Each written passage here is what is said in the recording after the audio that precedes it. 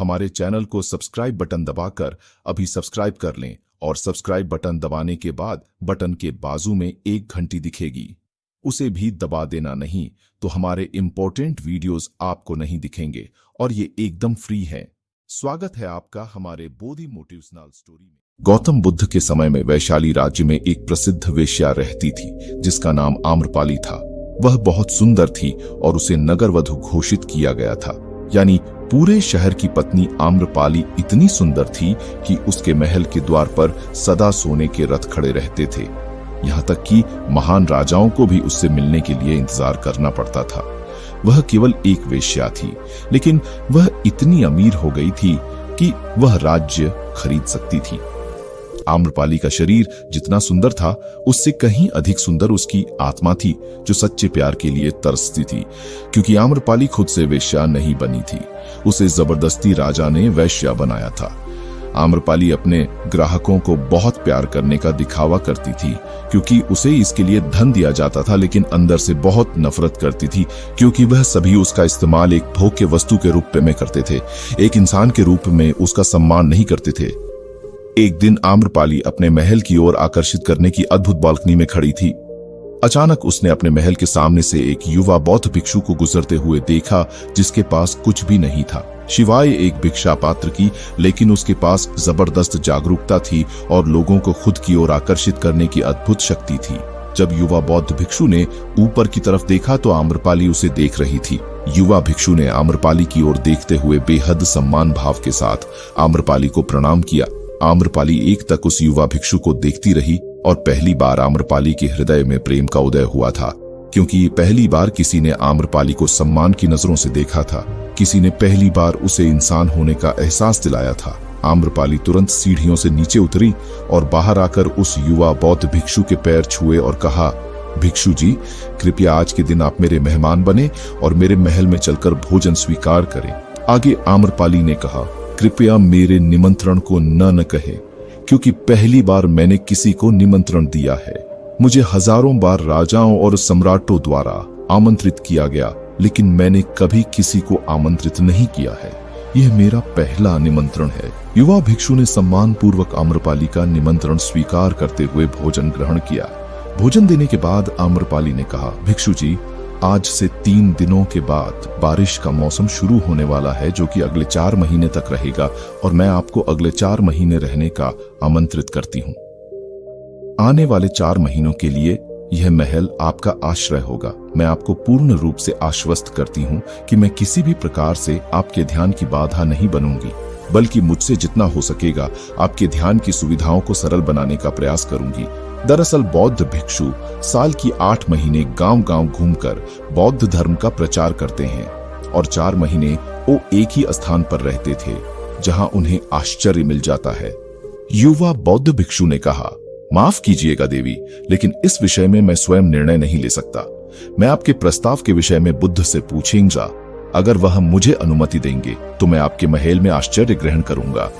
इतना कहकर वह बौद्ध भिक्षु वहां से चला गया। इससे पहले कि वह युवा भिक्षु बुद्ध के पास पहुंचता और आम्रपाली के प्रस्ताव के बारे में कुछ बताता, उससे पहले वहां पर मौजूद अन्य भिक्षु बुद्ध के पास पहुंच गए और बुद्ध से कहा, बुद्ध, आप उसी युवा भिक्षु को रोकिएगा। आम्रपाली ने उसे 4 महीने रहने के लिए उसे घर बुलाया है। आम्रपाली एक वेश्या है और एक भिक्षु एक वेश्या के घर में 4 महीने रहे। यह सही नहीं है, इससे हमारे संघ में गलत संदेश जाएगा। बुद्ध ने कहा, कृपया आप लोग शांत हो जाएं और उस भिक्षु के आने की प्रतीक्षा करें। थोड़ी देर बाद वही युवा भिक्षु बुद्ध के पास आया, बुद्ध के पैर छुए और उन्हें पूरी कहानी सुनाते हुए कहा, बुद्ध नगर की एक आम्रपाली नाम की महिला ने मुझे बारिश के 4 महीने अपने घर पर रहने के लिए आमंत्रित किया है। मैं उसके निमंत्रण का अभी कोई जवाब नहीं दिया। मैंने उससे कहा है कि अगर आप मुझे उसके घर रहने की आज्ञा देंगे तभी मैं उसके घर पर रहने से के लिए आऊंगा। अतः बुद्ध, आप जो कहेंगे मैं वही करूंगा। उस युवा भिक्षु ने आम्रपाली के विषय में वेश्या शब्द का प्रयोग न करते हुए केवल महिला शब्द का प्रयोग किया। बुद्ध ने उस युवा भिक्षु की आंखों में देखा और कहा, तुम रह सकते हो। तभी अचानक बूढ़ा भिक्षु खड़ा हुआ और बोला कि बुद्ध, यह सही नहीं है। ये युवा भिक्षु एक सच्चाई छुपा रहा है। इसका कहना है कि एक आम्रपाली नाम की महिला ने अपने घर पर रहने के लिए आमंत्रित किया है, लेकिन वह एक महिला नहीं है, वह एक वेश्या है। बुद्ध ने कहा, मैं जानता हूं, और क्योंकि इसने शब्द का प्रयोग नहीं किया, इसका अर्थ है इसके मन में उसके लिए सम्मान का भाव है, इसीलिए मैं इसको वहां रहने की अनुमति दे रहा हूं। वहां मौजूद हजारों भिक्षुओं को विश्वास नहीं हो रहा था कि बुद्ध ने एक युवा भिक्षु को एक वेश्या के घर में रहने की अनुमति दे दी है। अगले 3 दिनों के बाद वह युवा भिक्षु आम्रपाली के घर रहने के लिए चला गया। उसके जाते ही वहां पर उपस्थित अन्य भिक्षु उसके विषय में तरह तरह की बातें बनाने लगे। बुद्ध ने सभी को शांत करते हुए कहा, मुझे मेरे भिक्षु पर विश्वास है। मैंने उसकी आंखों में देखा है कि उसके भीतर तनिक भी भोग की इच्छा नहीं थी। अगर उस भिक्षु का ध्यान गहरा रहा है तो आम्रपाली के हृदय को परिवर्तित कर देगा, और अगर भिक्षु का ध्यान गहरा नहीं है तो आम्रपाली अपनी शारीरिक आकर्षण से भिक्षु को परिवर्तित कर देगी।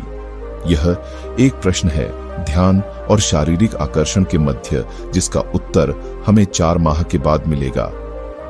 बुद्ध की बात सुनकर वहां उपस्थित भिक्षुओं ने कहा कि बुद्ध उस युवा भिक्षु पर बहुत अधिक भरोसा करके अनावश्यक जोखिम उठा रहे हैं। वो भिक्षु युवा हैं और आम्रपाली बहुत सुंदर हैं। समय प्रारंभ हुआ, वर्षा ऋतु गई, 4 माह बीती और वह युवा भिक्षु वापस आया। उसने बुद्ध के पैर छुए और उसे युवा भिक्षु के पीछे आम्रपाली भी आई। उस युवा भिक्षु ने आम्रपाली का बोझ से परिचय कराते हुए कहा, बुद्ध, ये आम्रपाली है और यह आपसे मिलना चाहती है। यह एक अनोखी महिला है, यह न केवल सुंदर है बल्कि इनकी आत्मा उतनी ही शुद्ध है जितनी आप कल्पना कर सकते हैं। आम्रपाली ने बुद्ध के पैर छुए और कहा, मैं पहली बार देखने भर से इस युवा भिक्षु से प्रेम करने लगी थी, इसीलिए मैंने इस युवा भिक्षु को अपने सौंदर्य से कई बार आकर्षित करने का प्रयास किया, लेकिन मैं पूर्ण रूप से असफल रही। इसके बजाय इस युवा भिक्षु ने मुझे ध्यान के प्रति जागरूक किया और यह एहसास कराया कि वास्तविक जीवन भोग नहीं अपितु ध्यान है। इसीलिए बुद्ध में अपनी सारी संपत्ति आपके भिक्षुओं को दान में देना चाहती हूँ और शेष जीवन ध्यान में बिताना चाहती हूँ। इसके बाद आम्रपाली बुद्ध के शिष्यों में पहली महिला हुई जिन्हें आत्मज्ञान की प्राप्ति हुई। बुद्ध ने अपने पंथ के सभी शिष्यों से कहा, यदि तुम वेश्याओं की संगति से डरते हो तो उस डर का उस वेश्या से कोई लेना देना नहीं, बल्कि वह डर तुम्हारे मन की उपज है, क्योंकि तुमने अपनी कामुकता को दबा दिया है और कामों को ऊर्जा को दबाया नहीं जा सकता। अगर तुम इन गंदे विचारों को ज्यादा दबाने की कोशिश करोगे तो ये विचार और अत्यधिक शक्तिशाली हो जाएंगे, फिर तुम इन विचारों को नहीं रोक पाओगे। अगर आप लोग सेक्स तथा हस्त मैथुन जैसे गंदे आदतों को छोड़ना चाहते हो तो तुम इस वीडियो को देखिए। इस वीडियो पर हमें दर्शकों से बहुत ढेर सारा प्यार मिला है। ये वीडियो आपको नीचे पिन कमेंट में मिल जाएगी। बहुत बहुत धन्यवाद आप लोगों का इतनी तसल्ली के साथ हमारी कहानी सुनने के लिए। धन्यवाद।